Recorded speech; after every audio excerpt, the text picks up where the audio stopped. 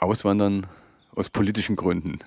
Und damit meine ich jetzt nicht unbedingt politisch verfolgt, sondern weil einem die Politik wirklich auf den Sack geht. Ist das eine richtige Entscheidung oder nicht? Also ich höre das jetzt momentan immer wieder. Ich habe relativ viele Gespräche mit Leuten, die hier Beratung suchen, die Immobilien suchen, die, was weiß ich, ein Bankkonto haben wollen und so weiter. Und fast immer, also bestimmt 95% sagen, es ist nicht mehr auszuhalten. Man darf nicht mehr sagen, was man will. Man wird überall quasi ausgebeutet, hat keine Handlungsfreiheit mehr, muss so viel Bürokratie erledigen und es ist einfach kein schönes Lebensgefühl mehr. Das sind die Sachen, die mir zu Ohren kommen. Und jetzt ist die Frage, ob es denn der richtige Ansatz ist zu sagen, okay, ich gehe wegen der Politik.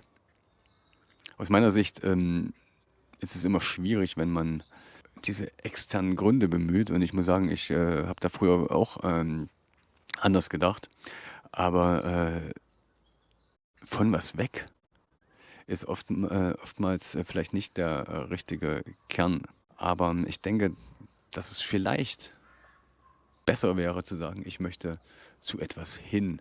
Ja, also dass man nicht so diesen Fluchtmodus hat, sondern irgendwie im Kopf halt etwas erschaffen möchte, etwas aufbauen möchte, zu einer Position hingehen, die einem besser gefällt. Ja? Und wenn man dieses Mindset hat, dass man sagt, okay, ich finde alles scheiße, die Politik macht mich fertig, die Politiker sind alle dumm, die Situation ist unerträglich, die Bürokratie ist zum Kotzen, alles berechtigte Gründe, aber sie bringen dich dann an den Punkt, dass du woanders eben auch Politik ertragen musst.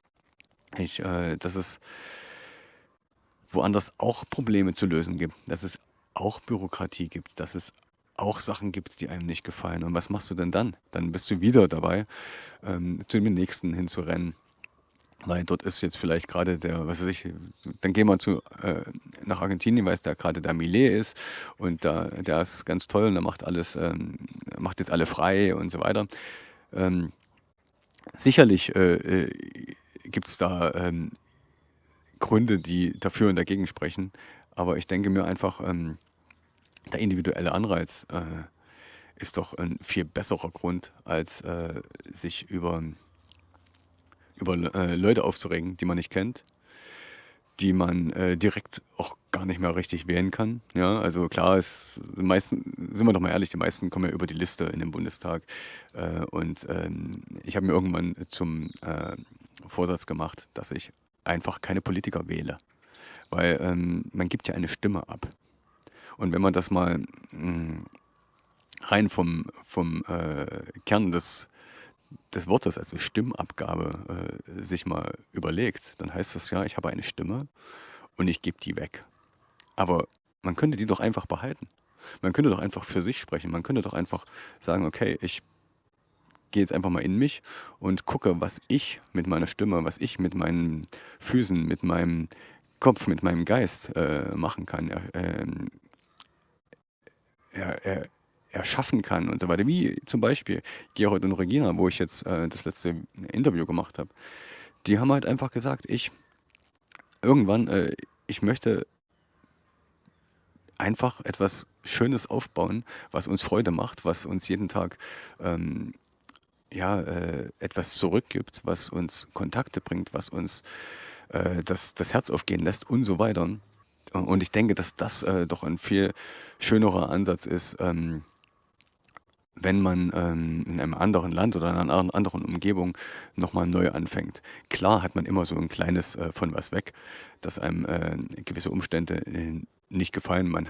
Das ist natürlich der erste Impuls. Hätte man den Impuls nicht, würde man ja komplett glücklich sein und hätte gar keinen Grund. Das ist mir schon klar. Aber man muss meiner Meinung nach ein bisschen aufpassen, dass man sich darüber nicht selbst verliert, indem man immer wieder in diese Kerbe geht, sich alle Kanäle dann immer, die es dann kritisch irgendwo im Internet zu betrachten gibt zu dem Thema. Und letztendlich, sind wir mal ehrlich, bringen ja alle jeden Tag im Grunde das Gleiche. Und es geht immer in diese Negativspirale rein. Und du hast dann, wenn du dich immer mit diesen Sachen den ganzen Tag beschäftigst, irgendwann ja gar keinen Lebensmut mehr. Also so stelle ich mir das zumindest vor. Wie würdest du denn was Positives aufbauen, irgendwo anders, wo du niemanden kennst, wo du komplett erstmal lost bist eigentlich? Also wir reden davon, dass wir in ein ganz anderes Land gehen mit einem anderen Alphabet, mit einer natürlich auch komplett anderen Sprache, mit einer anderen Mentalität, mit ganz anderen Umgangsformen, Gesetzen, ähm, ja, wo man erstmal Ewigkeiten braucht, um es überhaupt zu verstehen. Und da willst du dir mit einem negativen Mindset irgendwas aufbauen, weil du die Politik in Deutschland scheiße findest. Das, denke ich mal, geht meistens nicht gut. Und in dem Video will ich euch einfach ein bisschen dazu ermutigen, die Brille zu wechseln, das einfach gewissermaßen auch hinzunehmen, was man nicht ändern kann. Ich habe nicht gesagt, dass man es jetzt schön finden soll, also ganz und gar nicht. Also ich sehe ja auch, wer geht. Es sind in der Regel Unternehmer, Leute mit Geld oder vielleicht auch Rentner, die es sich leisten können. Also im Grunde alles Personengruppen, die in Deutschland gut konsumieren könnten, die gut auch für neues Steuergeld sorgen könnten, weil sie eben in der Regel Dinge erschaffen. Aber es gibt ja dann eben beim Sozialismus das Problem, dass derjenige, der was schafft, sehr neidisch betrachtet wird. Und jetzt habe ich gleich das Wort Sozialismus hier reingebracht. Ich denke nämlich tatsächlich, dass Politik, je länger man in eine Richtung geht in der Politik, am Ende immer im Sozialismus landet. Und Sozialismus ist für mich das schlimmste politische Zustand, den es überhaupt geben kann. Also es ist für mich auch relativ gleich, links oder rechts ist es meiner Meinung nach alles irgendwie eine Form von Sozialismus. Ist jetzt vielleicht nicht definitorisch perfekt, aber sind wir doch mal ehrlich, es sind am Ende Leute, die den politischen Gegner verhindern wollen, die dafür sorgen wollen, dass man eine gewisse Moral hat, die aber eben nicht von innen kommt, sondern von außen vorgegeben wird.